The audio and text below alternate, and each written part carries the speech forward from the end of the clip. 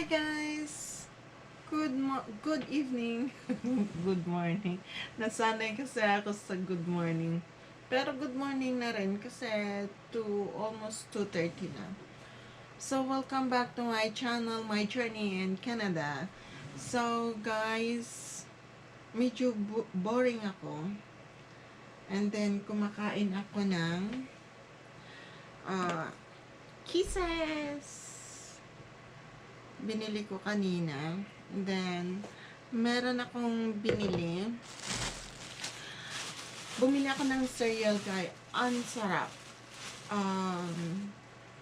Bukas, pag uwi ko, ipapakita ko sa inyo yung plastic niya. Nasa basurahan na. Itinapon ko na pero not basurahan sa labas, basurahan ko sa loob ng bahay ko. Ang sarap kasi pwede mong lagyan ng fresh milk or pwede mo lang siyang kainin na kasi matamis na siya. Then nag-iis na naman, malamig, masarap siya. Under meron akong sorry. Bukas hanapin ko ang niyan. Ipapakita ko sa inyo. Masarap. First time kong bumili ng cereal na nagustuhan ko. Tapos meron akong binili. Akala ko cake siya. Hindi pala. Yung matamis siya. Kung i-describe ko, para siyang ewan ko, yung mga kasing edad ko. Yung parang tira-tira siya noon. Ganon siya.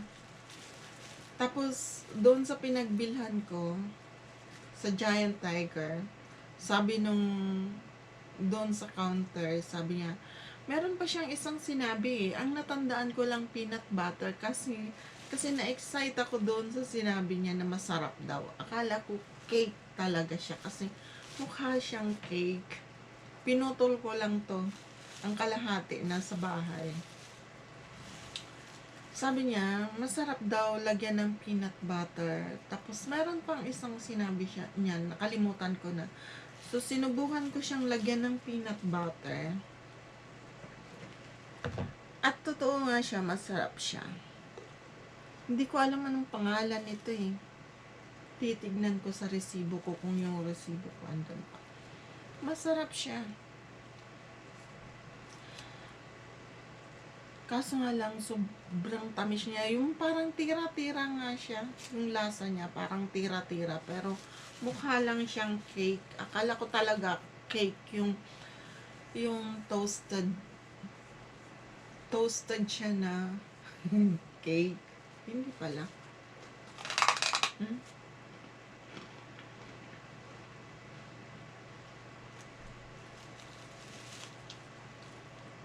Yung tira-tira, para siyang candy, di ba? Ito hindi. Pero yung lasa niya, tira-tira talaga siya.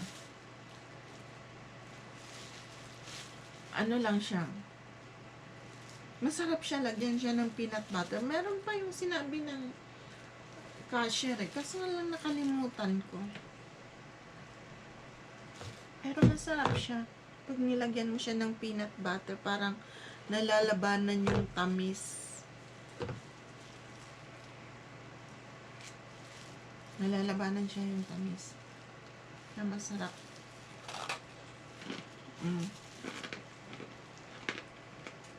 Hindi lang pala siya matigas.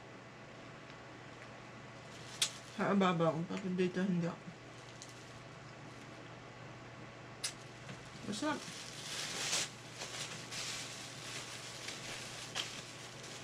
Kaso nga lang hindi ako masyado sa matamis kasi nasobrahan ko yung tamis.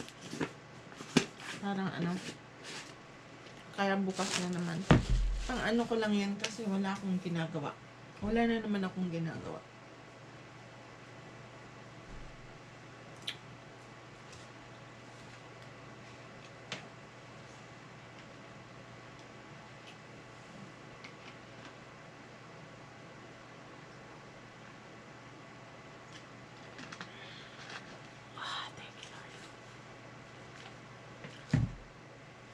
Hello guys, pauwi na tayo. Ako'y gutom na.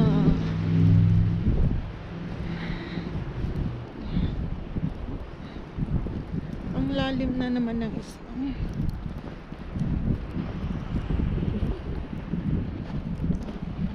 Pauwi na tayo. Parang gusto kong kumain ng kanin na hindi.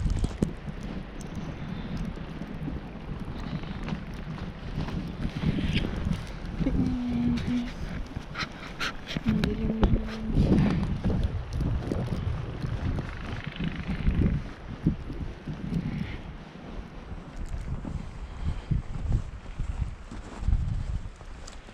Malakas na naman ang snow ngayon.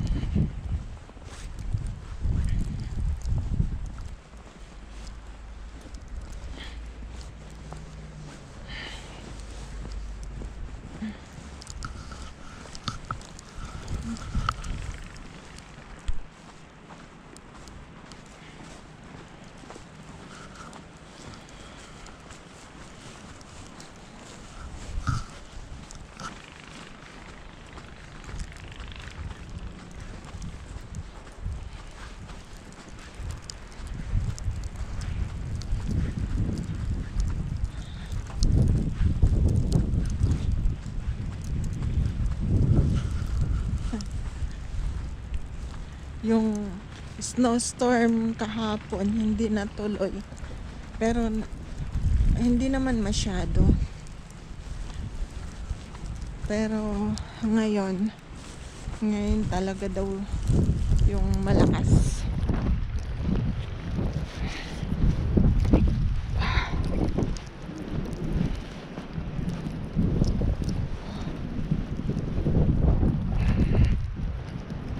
Nagpa-plow.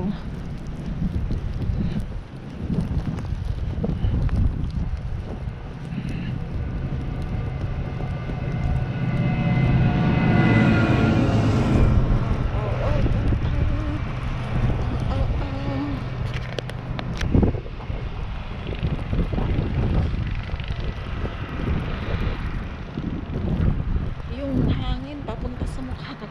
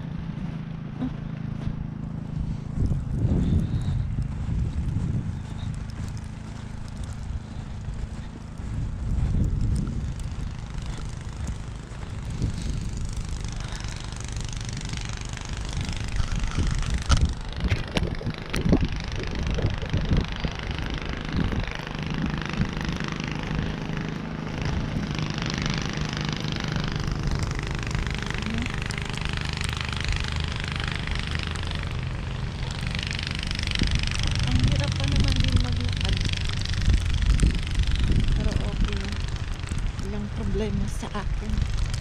Wag lang ulan.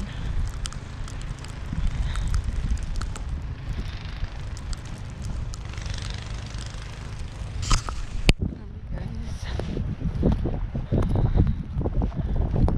ang lakas talaga.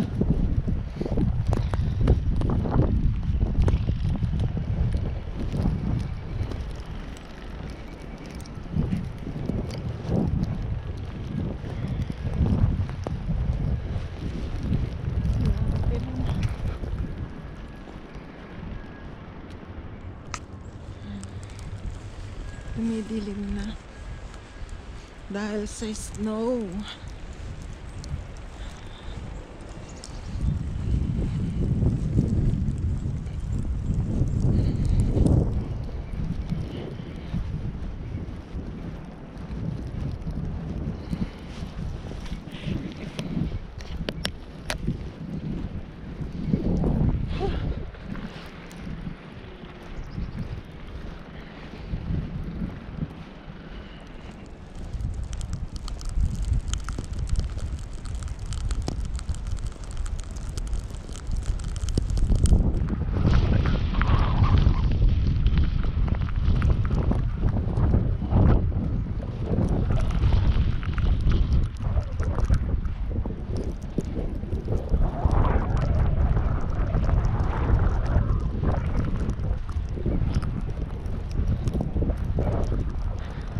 Nag-ano ako ng chicken kahapon, hindi ko kinain.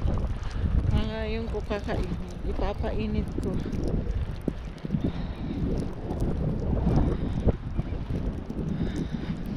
Yan guys. Pag ano yan? Pag falls, ang ganda ng kahoy na yan. Papakita ko sa inyo pag falls na.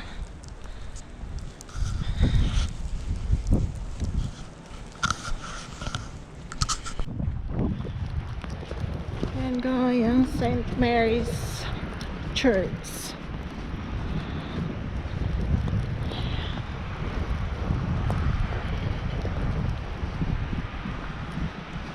Dito ako dadaan kasi ang daming plow doon na nag-ano. Ang St. Mary's Church.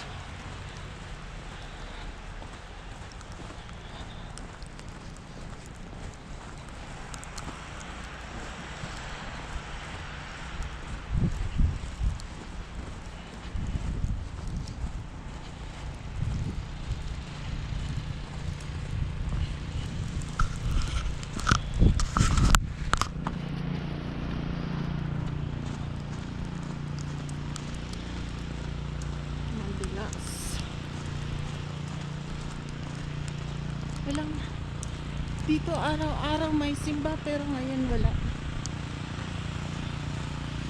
Wala ngayong simba. Ganitong oras marami ng sasakyan dito.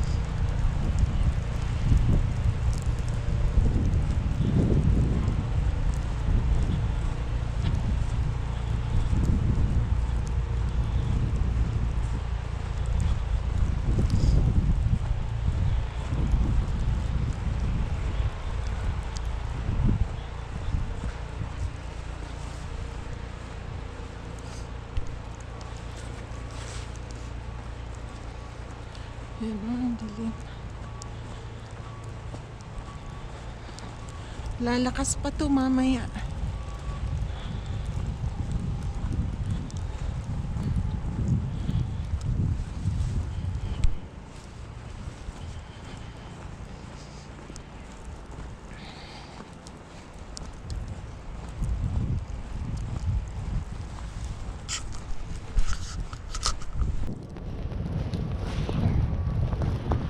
Lumalakas na.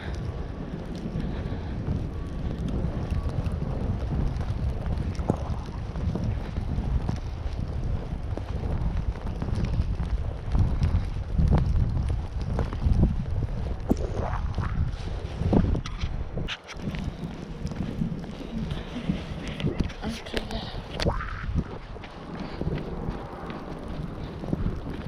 Pababa to yun. Ayokong dumadaan dito dahil masyadong pababa. Kaso nga lang, doon naman kasi ngayon dahil ano, malakas ang snow, yung plow ang makakasalubong mo. Kaya dito ako dumaan.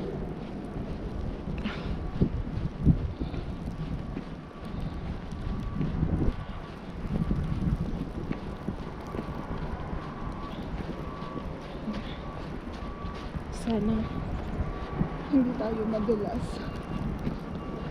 Kasi pababa yun yung pababa.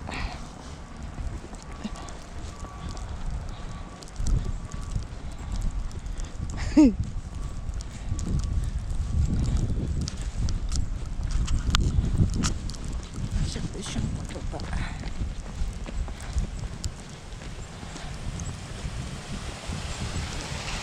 Ay! Malapit na tayo sa bahay. Makakakain na rin ako. Kanina gutom na ako. Masakit na yung ulo ko. Kumain ako ng isang saging.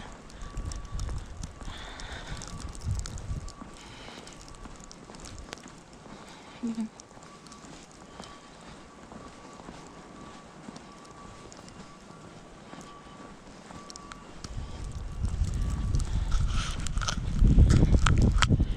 Okay guys.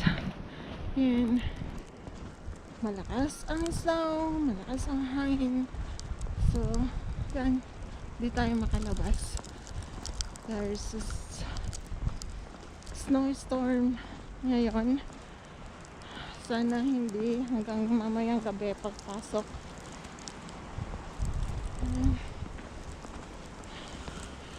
So guys, thank you. Thank you sa papanood ng video ko. And see you again for my next video. Bye. Please subscribe to my YouTube channel, My Journey in Canada. Bye.